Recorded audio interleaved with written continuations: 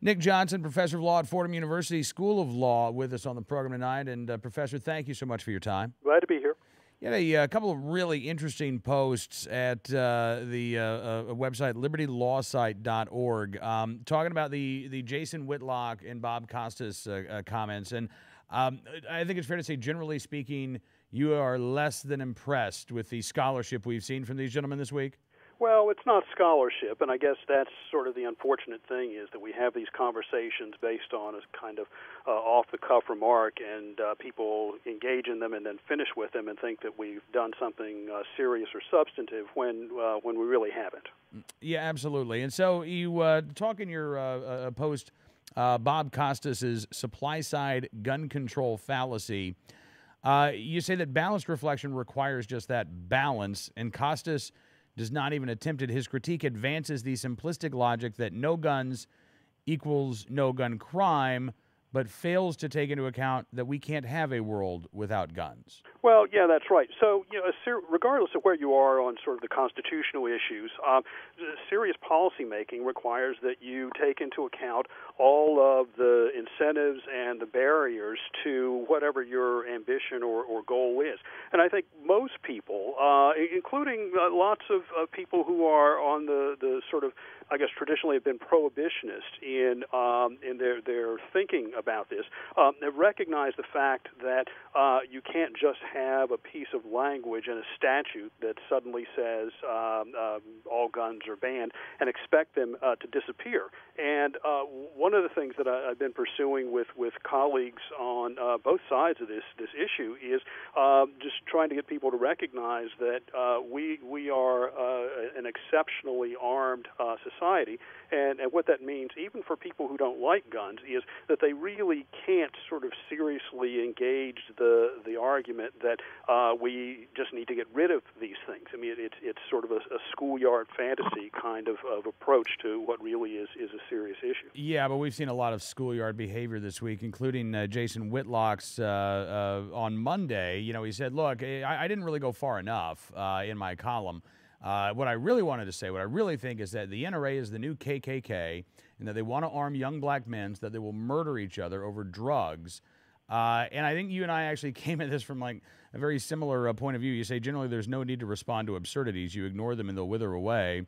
So there is that temptation to dismiss Jason Whitlock's comments, but you really can't, because if you just say, oh, come on, nobody believes that.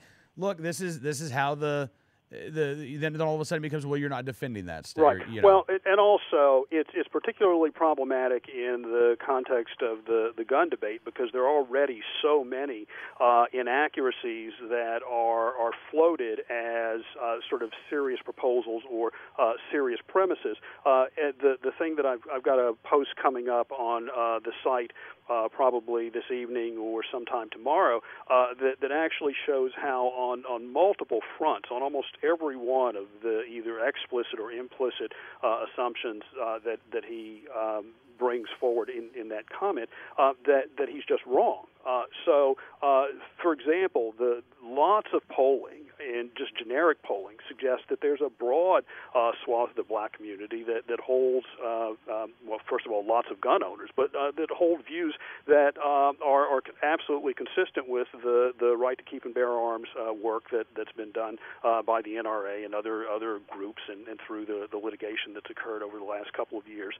We know that black plaintiffs led the way in the Heller case, which was originally Parker, driven by Shelley Parker, and in the McDonald case.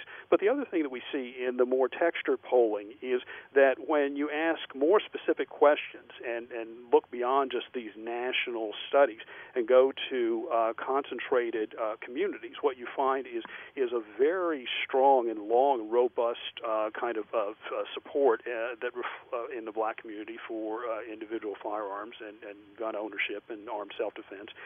And that reflects an even longer tradition that was really quite evident in through the Civil Rights era, but rooted in the 19th century, starting with people like Frederick Douglass. So it's it's ironic that we're sort of in this spot that people can sort of make these kinds of off-the-cuff comments. Now, it is true that there is a toll that guns take on the black community, particularly within that cohort of young black males who oftentimes are already engaged in a kind of series of criminal activities.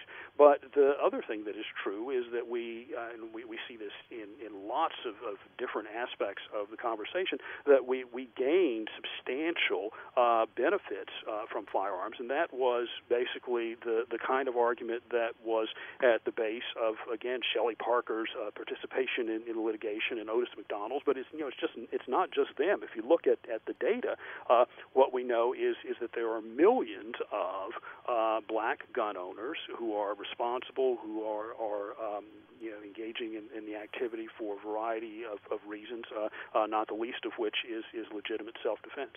Absolutely. Absolutely. Listen, Professor, really appreciate your time this evening, sir, and I hope that we can talk again soon. Sure. Nicholas Johnson from Fordham University joins us tonight here on Cam & Company.